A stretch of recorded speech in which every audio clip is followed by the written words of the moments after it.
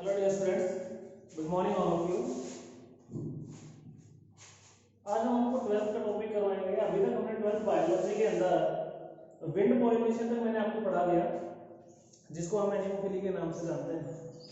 तो हम यहाँ पे बात कर रहे हैं कि पॉलन्स किस तरीके से आर्टिफिशियल तरीके से स्टिग्मा तक जाते हैं, वहाँ जाकर फर्टिलाइज करते हैं। डबल फर्टिलाइजेशन हमने पढ़ा। उसके बाद हमारा नेक्स्ट टॉपिक था, और ये टॉपिक के बाद हमारा नेक्स्ट टॉपिक रहेगा पॉलन पिस्टिल इंटरेक्शंस। ठीक है, इसकी लगभग हमारी 2 क्लासेस और बनेंगी। उसके बाद ये चैप्टर हमारा फिनिश हो जाएगा। उसके बाद हम नेक्स्ट चैप्टर के ऊपर जाएंगे, ह्यूमन रिप्रोडक्शन के ऊपर जाएंगे। ठीक है, तो मैंने आपको विंड पॉलिनेशन में करवा दिया था कि किस तरीके से प्लांट्स से पॉलन ग्रेन्स विंड के द्वारा दूसरे प्लांट तक जाते हैं, उसके स्टिग्मा तक जाते हैं और वहां जाके वो फर्टिलाइज करते हैं।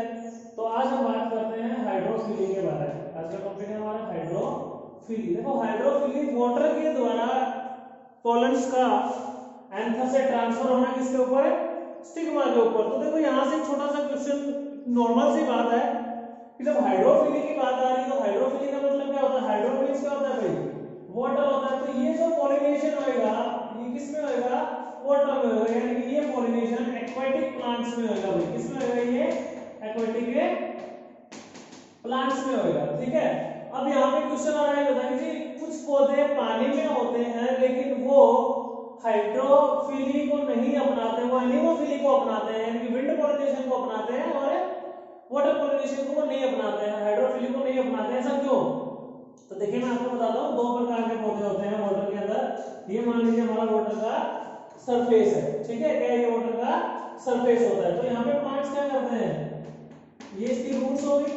वाटर के अंदर उसका रूट्स होता है, लेकिन जो ऊपर का जो पोर्शन होता है, जो शूट पोर्शन है हमारे पास भाई, ये कहां पे है? वाटर से ऊपर। एक्वेटिक एनिमल है क्योंकि पानी के अंदर है, लेकिन वो है ना पानी के सरफेस से ऊपर रहता है, उसका जो शूट पोर्शन होता है वो। और यहाँ पे क्या आएंगे? एंथर्स आएंगे। तो ये एंथर्स पानी के थ्रू जा ही नहीं सकते, ये एंथर्स किसके थ्रू जाएंगे? विंड आएगी और विंड के द्वारा ये दूसरे प्लांट तक पहुंच जाते हैं भाई। ठीक है, तो है ये हमारे एक्वाटिक एनिमल्स, लेकिन पॉलिनेशन कैसा करते हैं? एनिमोफिली को अपनाते हैं। इसी तरीके से ये सरफेस है, सरफेस के अंदर पानी की डेप्थ में जो प्लांट्स पाए जाते हैं हमारे पास, लाइक दिस, ये जो प्लांट्स होंगे, इन प्लांट्स में क्या होगा? एंथर से वाटर के थ्रू दूसरे प्लांट के स्टिग्मा तक जाएगा। क्योंकि क्या है? ये पानी के सरफेस के अंदर है, पानी के नीचे है। यहाँ पे एनिमोफिली का कोई मतलब ही नहीं होता। तो ये होता है हमारा हाइड्रोफिली। ठीक है, एक्वाटिक 2 प्रकार के प्लांट्स मैंने आपको बताया, एक वाटर सरफेस पे रहने वाले, एक सरफेस के डेप्थ मतलब वाटर में डेप्थ में रहने वाले। तो जो डेप्थ में होते हैं वो हाइड्रोफिली को शो करते हैं, और जो ऊपर रहते हैं वो किसको शो करते हैं भाई? एनिमोफिली को शो करते हैं। तो देखिए इसमें क्या होता है, मैं लिख देता हूं, कुछ टर्म्स हैं। It is rare in angiosperm. ये जो चीज होती है, ये एंजियोस्पर्म में क्या होती है भाई? रेयर होती है। उसके बाद अब हम बताते हैं कि सिर्फ 30 स्पीसीज ऐसी हैं जो मोनोकोकस है। कैसी है? मोनोकोकस है। अब देखिए, अगर ये हमारे बाइसेक्सुअल होते, एक ही प्लांट में दोनों सेक्स मिल जाते, तो हाइड्रोफिली या विंडफिली का कोई मतलब, एनिमोफिली का कोई मतलब ही नहीं होता विंड पॉलिनेशन और वाटर पॉलिनेशन का। तो ये क्या होते हैं? यूनिसेक्सुअल होते हैं। कैसे होते हैं ये? यूनिसेक्सुअल होते हैं, तभी तो एक से दूसरे के ऊपर ट्रांसफर होंगे ना भाई। ठीक है, तो कैसे होते हैं ये? यूनिसेक्सुअल होते हैं। अब इसमें कौन कौन सी चीजें आती हैं? एल्गी, ब्रायोफाइटा और भाई पटेरिडोफाइटा। ठीक है, ये चीजें आती है हमारी हाइड्रोफिली के अंदर, ब्रायोफाइटा, एल्गी और पटेरिडोफाइटा। ठीक है, अब देखिए इसके स्टिग्मा की बात करते हैं। स्टिग्मा जो होता है वो फिदरी एंड लॉन्ग होता है। कैसा होता है? फिदरी एंड लॉन्ग होता है हमारे पास। ठीक है, तो पता चलेगा स्टिग्मा कैसा है हमारा? फिदली एंड लॉन्ग होता है भाई, ठीक है। और कहां तक reach up to the surface है, वाटर सरफेस, कहां तक जाएगा ये, वाटर के सरफेस तक रीच करता है, ठीक है। उसके बाद क्या होते हैं, लिखने की जरूरत है नहीं, फिर भी मैं बता देता हूं।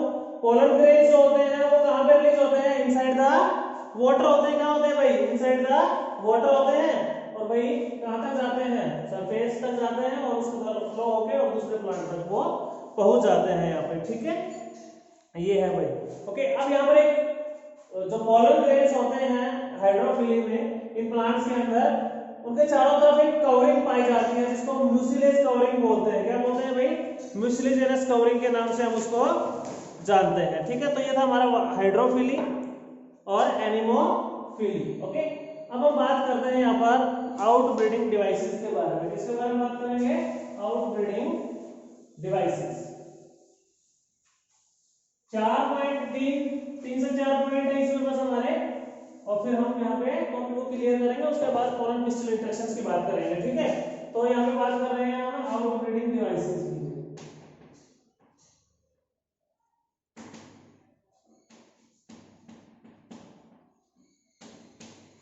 देखो आउटब्रीडिंग डिवाइसेस के अंदर क्या होता है कि बाहर से कोई डिवाइस है और उसके द्वारा हम आउटब्रीड करवा रहे हैं, क्रॉस ब्रीड करवा रहे हैं, सिंपल सी बात ये होती है, ठीक है। अब इसके अंदर आउटब्रीडिंग डिवाइसेस के अंदर इसकी जरूरत पड़ती है कब, क्योंकि प्लांट जो होते हैं वो स्वयं को सेल्फ पॉलिनेशन नहीं होने देते। क्या नहीं होने देते भाई, सेल्फ पॉलिनेशन नहीं होते। क्यों नहीं होते, देखो खुद प्लांट ही, ये नहीं कह रहे कि वो नेचुरल ऐसी नहीं, प्लांट ही खुद से पॉलिनेट नहीं होते, सेल्फ पॉलिनेट नहीं होते हैं।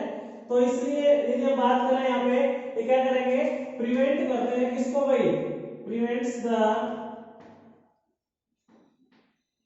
Self pollination, prevents the self pollination and encourage the cross pollination, ठीक है ना।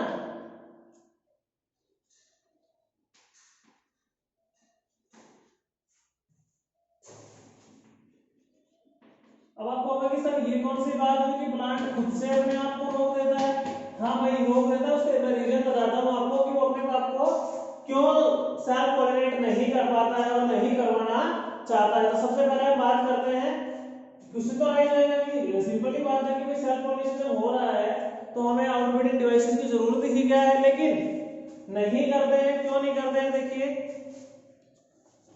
अब लगातार मान लीजिए सेल्फ पॉलिनेशन हो रहा है हमारा, क्या हो रहा है, लगातार है सेल्फ पॉलिनेशन हो रहा है, तो जो इनब्रीडिंग डिप्रेशन को शो करते हैं, किसको शो करते हैं, इनब्रीडिंग डिप्रेशन को। यहाँ पे 3 पॉइंट है, मैं लिख देता हूं, देखिए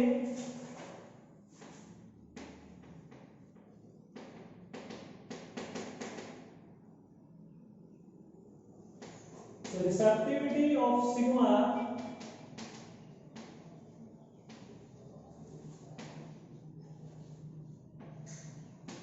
and release of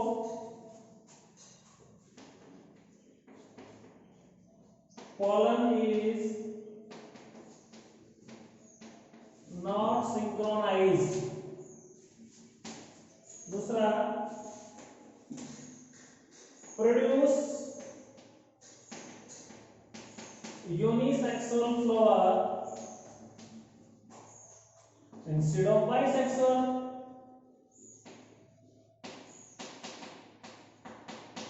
instead of a bisexual। और तीसरा सेल्फ इनकम्पैटिबिलिटी।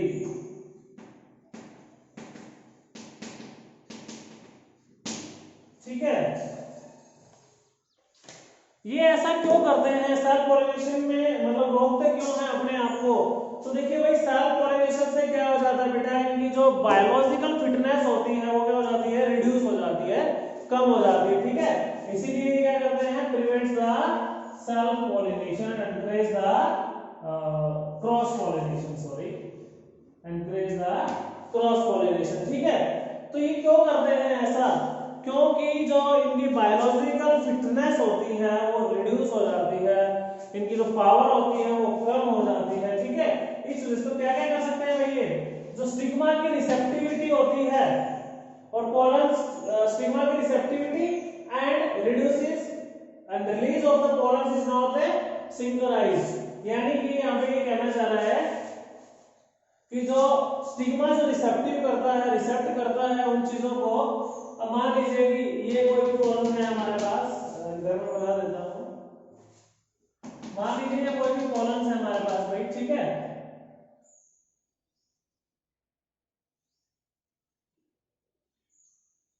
अब मान लीजिए ये हमारा पोर्शन है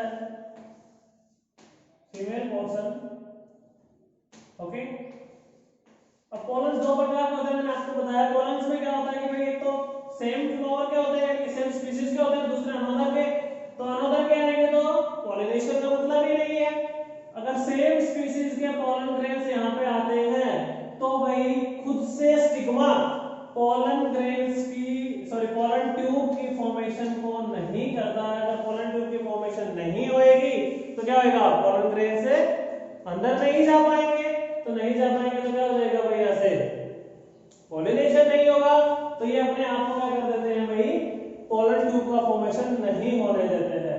दूसरा रीजन, ये सिर्फ यूनिसेक्सुअल फ्लावर को प्रोड्यूस करेंगे। यूनिसेक्सुअल फ्लावर को प्रोड्यूस कर रहे हैं तो क्या हो जाएगा, एक से एक से क्रॉस ब्रीडिंग होएगी, ठीक है। ये है भाई। और सेल्फ इनकम्पैटिबिलिटी, ठीक है। अपने आप को क्या कर देते हैं भाई, ये खुद से ही कि हमें रिप्रोड्यूस ना हो, सेम सेल पॉलिनेशन हमारे अंदर है ना हो, ठीक है भाई। समझ में आया?